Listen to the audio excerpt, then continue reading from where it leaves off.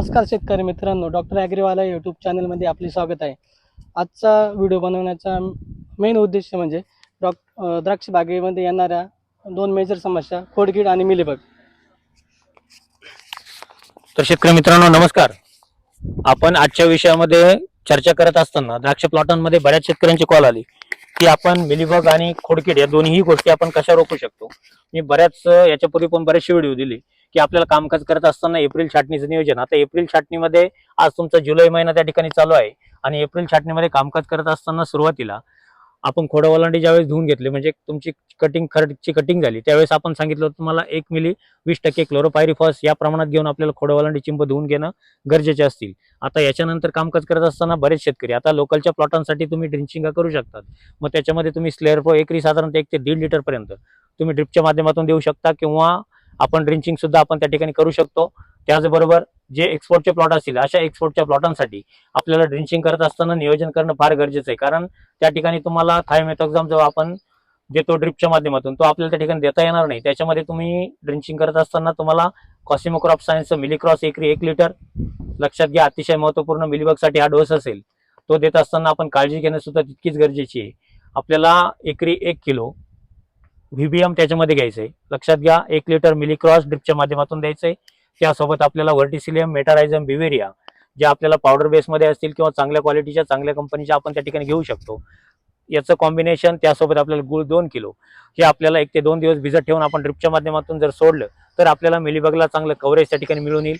त्याचसोबत आपण फवारण्या करत असताना सुद्धा आपण काळजी घेणं गरजेची आहे, कारण अशा वेळेस आपण साधारणतः जुलैच्या 15 ते 20 तारखेपर्यंत आपण एक फवारणी करणं गरजेची आहे. मग त्याच्यामध्ये तुम्हाला मेटाडोर आपण घेऊ शकतो 200 लिटर पाण्यासाठी 200 ml.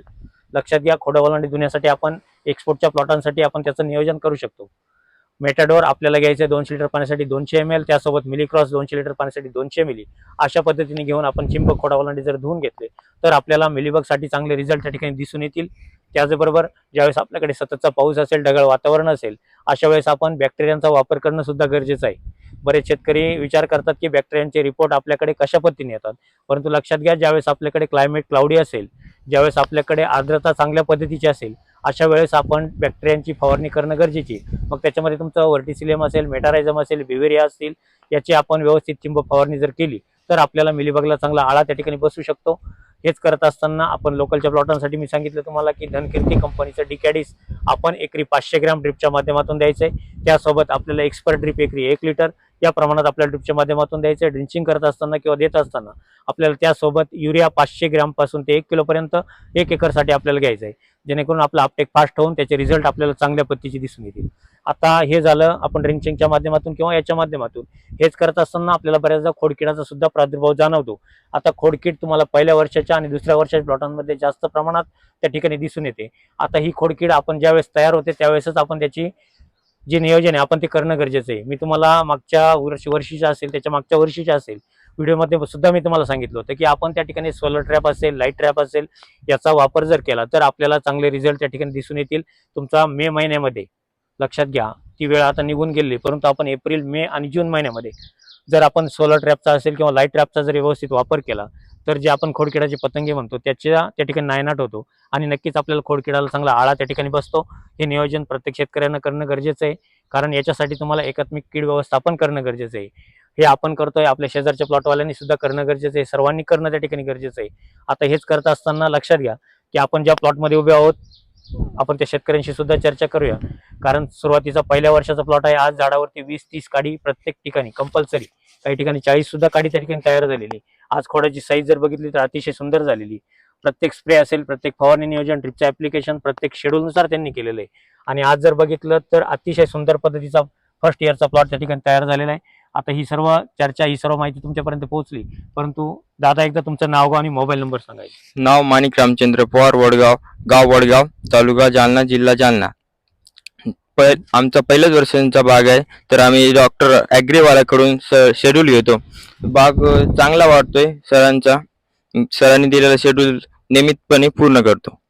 आजूबाजूला आपल्याकडे शेकडो प्लॉट बुकिंग आहे, सगळ्यांचे प्लॉट चांगले आहे, चर्चा चांगलीच आहे. हा, सरांची चर्चा चांगलीच आहे. नक्कीच चांगली.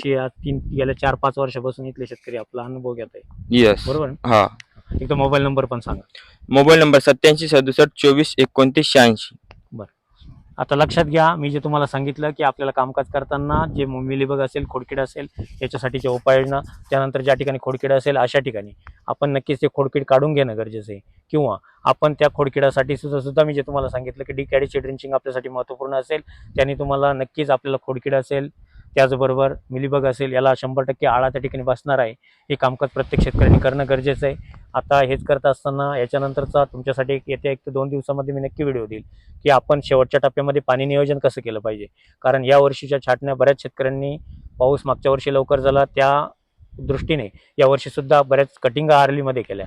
आता हा जो डिस्टन्स आहे तुमचा ऑक्टोबर छाटणी आणि एप्रिल छाटणी, हा डिस्टन्स मोठा असल्यामुळे आपल्याला या ठिकाणी प्रत्येक वेळेस पाणी नियोजन सुद्धा करणं गरजेचं असेल. आता हे नियोजन आणि यासाठीचे जे व्हिडिओ मी तुमच्यासाठी देतो, मग मी तुम्हाला हे व्हिडिओ यूट्यूब चॅनलला, फेसबुक पेजला, इन्स्टा आयडीला कायम असतात. आता तुम्हाला काही बऱ्याच शेतकऱ्यांना काही समस्या असतात, प्लॉट रजिस्टर करतात, भाजीपाल्याचे प्लॉट बुकिंग करतात.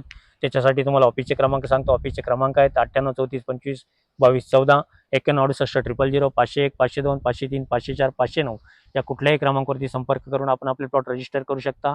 त्याचबरोबर जे शेतकरी आज व्हिडिओला नवीन असतील त्या शेतकऱ्यांनी नक्कीच आपल्या चॅनलला सबस्क्राईब करून घ्या. व्हिडिओ आवडत असेल तर लाईक करा आणि शेअर करायला विसरू नका. धन्यवाद.